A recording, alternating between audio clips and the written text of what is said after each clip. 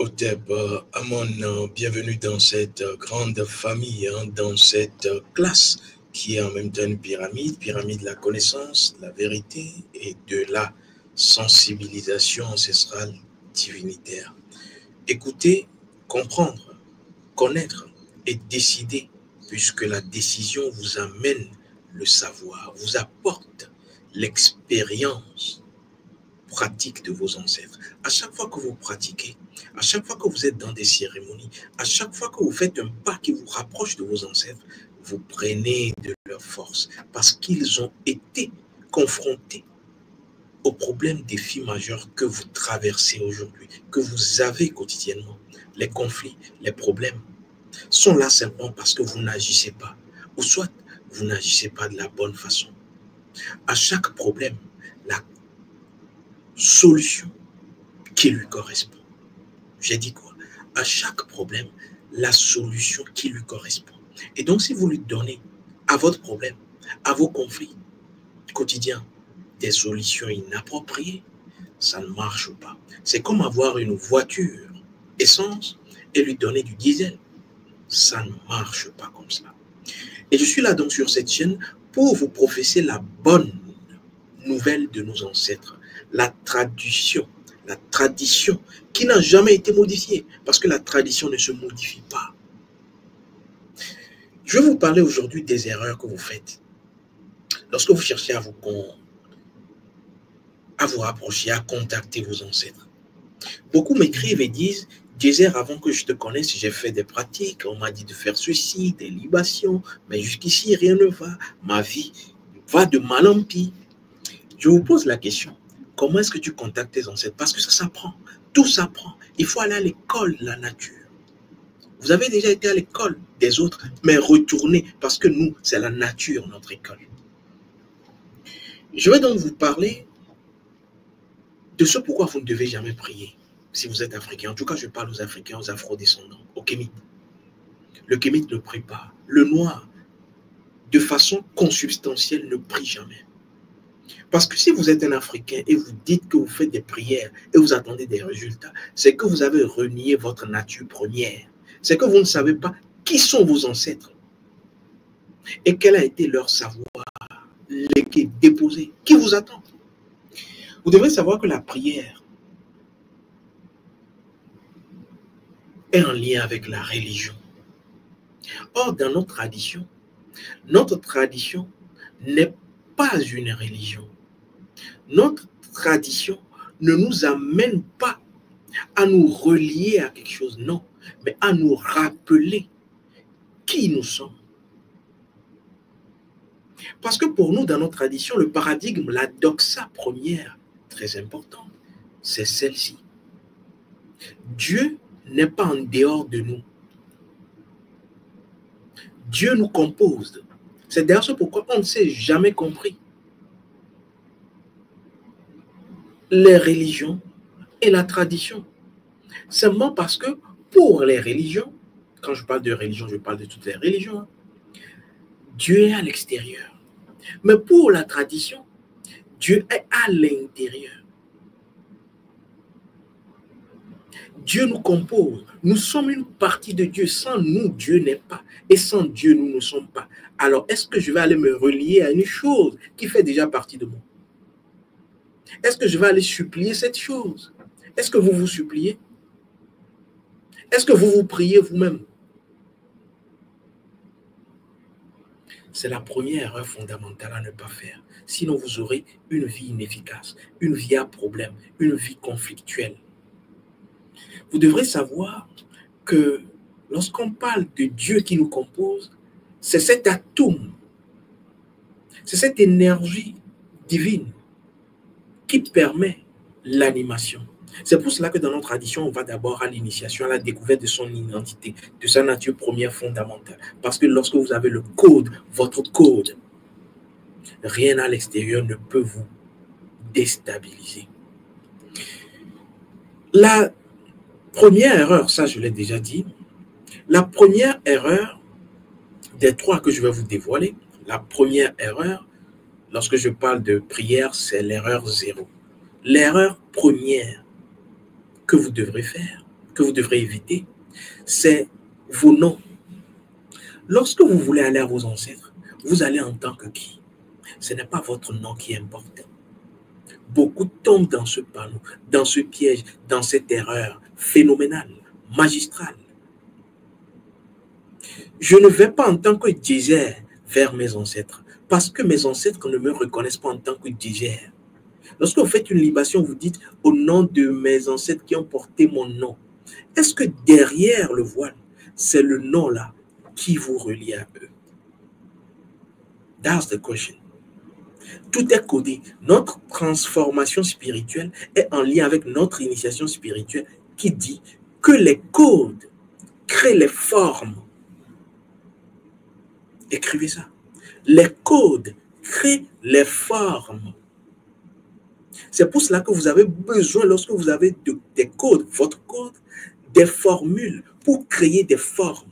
Votre femme est une forme que vous créez à partir de votre code. Votre boulot est une forme que vous créez à partir de votre code. Tout ce que vous obtenez, l'argent que vous avez, est une forme que vous créez à partir de votre code en formule. C'est la tradition, la haute tradition, le savoir impérissable de nos ancêtres que je vous dévoile. Donc vous avez besoin de vos codes. Pour retourner à vos ancêtres, vous avez besoin de vos codes parce qu'eux également ne sont plus dans leur forme, leur corps. Ils sont devenus quoi? Codes. Et tout cela, vous retrouvez ça où? Dans l'oracle, dans le Fa. C'est dans l'oracle, dans le Fa, que vous retrouvez les codes de vos morts, de vos ancêtres, de vos divinités, de vous-même, de vos animaux spirituels, de tout, de votre destin. Tout est dans le Fa, dans l'oracle. Voilà pourquoi je dis, si vous passez ou vous outrepassez le code ancestral, à partir de l'esprit de vérité, quel Fa? Oui, notre esprit de vérité. Non, laissez tout ce qu'on va vous dire, l'Esprit Saint et tout. Nous, déjà qu'on nous a copié, tellement copié, mal copié, plagié, je vous donne l'original ici. Ne vous perdez pas dans les histoires d'Esprit Saint. Vous êtes déjà saint. Cherchez la vérité, parce que seule la vérité vous purifie. Mais votre vérité vous sanctifie. C'est ce qui a fait de vos ancêtres, à partir de leur vérité, leur code des ancêtres. Et donc, vous devrez le savoir. Notre Esprit Saint, en guillemets, esprit de vérité, l'original, c'est l'oracle. C'est lui qui parle aux humains, qui parle aux hommes, qui parle aux choses, qui parle aux événements, qui parle à tout. C'est le premier ministre dans l'organigramme. Voilà pourquoi vous devrez connaître l'organigramme divin. C'est à notre école, je l'enseigne, pour ceux qui veulent. Je ne peux pas tout mettre dans votre tête. C'est à vous de décider. Vous avez écouté le générique. Écoutez, comprendre, connaître, décider, décider. Sans décision. Vous pensez que vous êtes dans la vérité. Or, vous êtes dans l'illusion. Et donc, n'utilisez pas vos noms en réalité.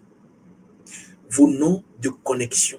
Non, vos noms propres. On m'appelle Abalo tel, on m'appelle Moussavou tel, on m'appelle Traoré tel. Ce n'est pas de ça qu'on a besoin pour se connecter à ses ancêtres. On a besoin des codes initiatiques.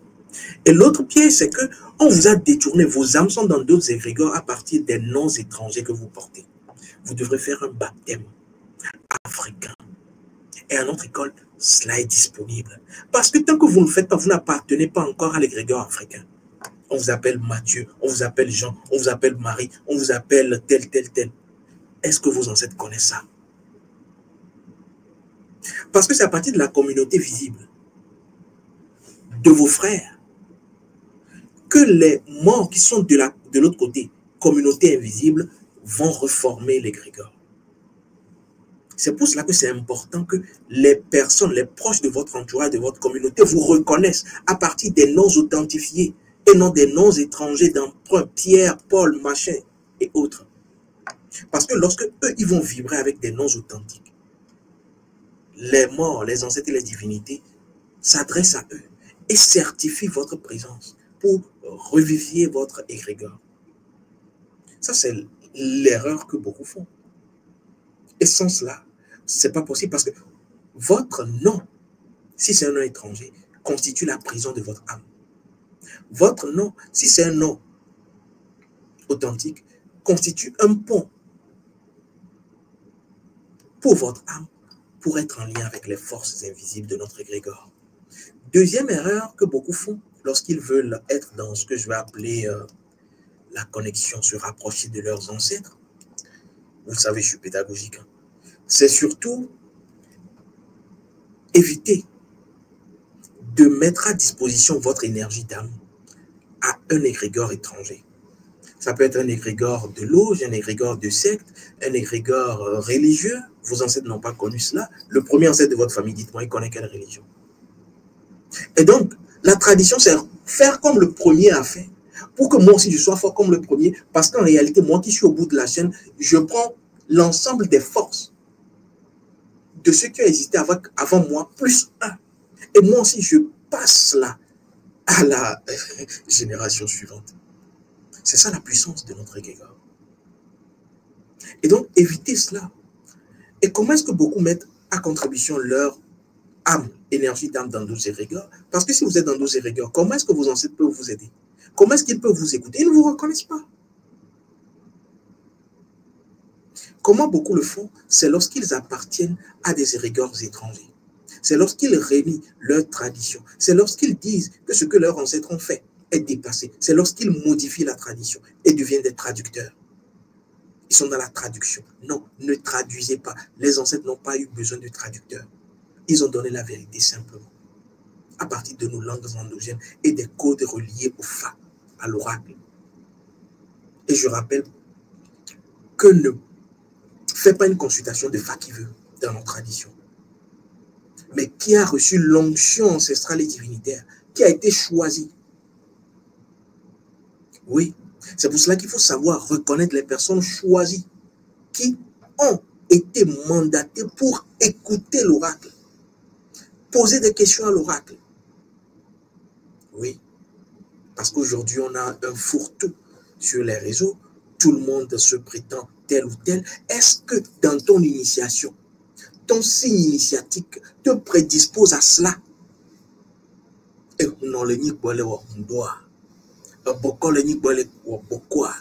Non, on ne peut pas faire des choses pour lesquelles on n'a pas été appelé. Appelé veut dire les forces invisibles vous reconnaissent, vous ont mandaté. C'est ce qui fait que dès que vous pensez, la chose est. La personne trouve sa solution. Et c'est pour cela qu'on ne fâche pas, on ne met pas en colère une personne qui est en lien avec les forces invisibles, défunts, ancêtres, divinités, oracles, sanctuaires. Parce que la simple pensée de la personne envers vous, même si elle ne répond pas, mais vous l'avez fâché, crée ce qu'on appelle une malédiction dans votre vie, crée des énergies contradictoires dans votre vie. Parce que cette personne n'est plus ou ne s'appartient plus. C'est les forces qui réagissent. Ouais. Je vais vous parler de la deuxième erreur que beaucoup font. Non, c'est la troisième. La première erreur, je vous l'ai dit, hein, c'est le nom. La deuxième erreur, c'est en réalité l'appartenance à ces égrégores. La troisième erreur, c'est les cérémonies que j'appelle cérémonies d'identification. Beaucoup font des cérémonies d'identification où on va dire, vous appartenez à cette confrérie, vous appartenez à cette religion, vous appartenez à ce groupe, vous devrez faire des cérémonies d'identification qui témoignent de votre degré, de votre grade. C'est bien pour les personnes qui appartiennent à ce terroir, à ce peuple. Mais moi, Africain, ce n'est pas en réalité bien pour moi. Pourquoi ce n'est pas bien pour moi? Parce que lorsque je fais une cérémonie qui appartient, cérémonie d'identification, d'âme, donc il y a une signature, une empreinte dans ton âme.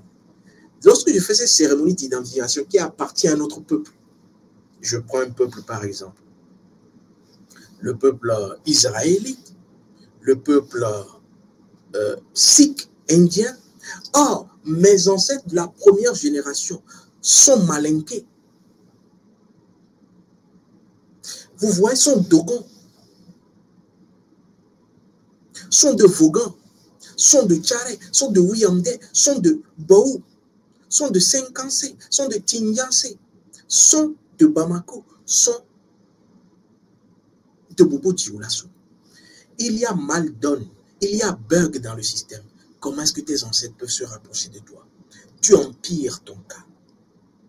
Donc ne faites pas de ces cérémonies d'identification d'âme dans ces ans je dirais, de confrérie, de cercle. c'est contre-productif. Parce que derrière, lorsque vous faites de cette cérémonie d'identification, votre âme est signée. C'est une forme de pacte qui dit en réalité que votre âme, selon la cérémonie que vous avez faite, si c'est la première cérémonie dans le classement, vous avez une fonction. Votre âme sert à ceci. Si vous avez fait la deuxième, oui, la troisième, la quatrième, selon le grade, votre âme sert à telle fonction. Et quand il faudra faire des sacrifices humains, ce n'est pas tous les grades qu'on prend. On prend ceux qui ont été dans certaines cérémonies d'identification dont la fonction est telle. Je ne peux pas tout vous expliquer ici. Voilà le danger. Et donc, ce qu'il faut faire, c'est d'éviter de ces pratiques, c'est d'éviter de ces cérémonies. Utilisez le sang humain en cérémonie. Utilisez votre sperme. Utilisez les menstruations. C'est contre-productif. C'est de la sorcellerie. C'est du satanisme. C'est du luciférisme. C'est une voie septième. Vous devrez savoir maintenant que la solution, c'est retourner à vos ancêtres. Mais comment? Je vous donne la clé. Vous devrez rentrer dans la tradition. Et vous savez, la tradition, c'est ce qui n'a pas été modifié. C'est retrouver la chaîne qui est toujours là, la chaîne invisible, du premier ancêtre généalogiquement, génétiquement parlant, de votre famille jusqu'à vous. Et comment retrouver cela? C'est la mémoire, ce sont les informations. Et c'est ce que l'oracle, le Fa, vous permet de faire. Questionner le Fa, questionner l'oracle vous met en relation avec les morts, les ancêtres et les divinités de votre famille. Et quand ils viennent parler à travers du Fa, le prêtre, le véritable prêtre élu, vous retranscrit non seulement les messages, les informations, donc la connaissance, l'histoire de ces morts ancêtres et divinités de votre famille, mais aussi leurs exigences. Et c'est ce qu'on traduit en travaux spirituels, en cérémonie, pour que vous puissiez être en connexion. Et quand la connexion se passe, ensuite vous arrivez à être rechargé, revitalisé, à être en connexion, à recevoir, où que vous soyez, les messages. Parce qu'en réalité, c'est nous qui sommes coupés de nos ancêtres. Nos ancêtres ne nous sont jamais quittés. C'est nous, on s'est éloignés en faisant du n'importe quoi, en pensant être évolué.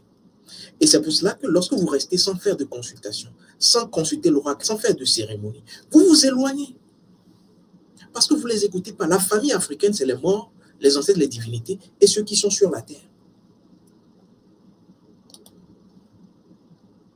Et donc, qu'est-ce qu'il faudra faire? C'est ce que je viens de vous dire. Consultation de l'oracle, cérémonie.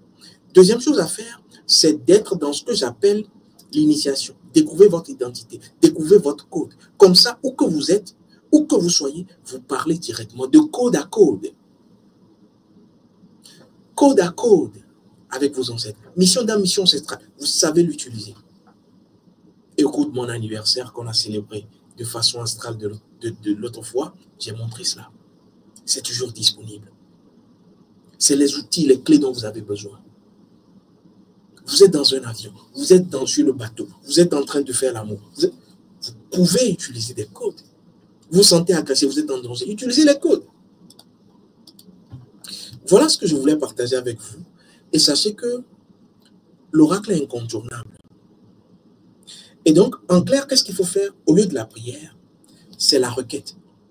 La requête veut dire qu'on se remémore qui nous sommes. Et on va à la quête, remémore la lumière, remémore, requête, remémore notre lumière, notre conscience, nos codes, qui nous sommes, qui a pris forme. On se remémore cela et on va à la quête des morts, des ancêtres et des divinités, de leurs messages traduits en cérémonie. Et on parle. Là, ce n'est plus vous qui parlez, c'est ce que vous êtes, votre essence qui parle. Et comment ça peut échouer? Jamais. Ça ne peut pas échouer. Vous devrez retrouver cet héritage. Vous devrez retrouver ces liens. Voilà pourquoi beaucoup de personnes rêvent leur mort. Ils ne comprennent pas. Vous faites des rêves. On voit le grand-oncle qui est décédé, la grande-tante qui est décédée, mais on ne sait pas pourquoi on le voit en rêve. C'est seulement parce qu'il cherche à vous passer des messages et vous êtes là, vous dormez. Il y en a même qui se réveillent, qui se rappellent même plus de leurs rêves. C'est grave. Au TEP.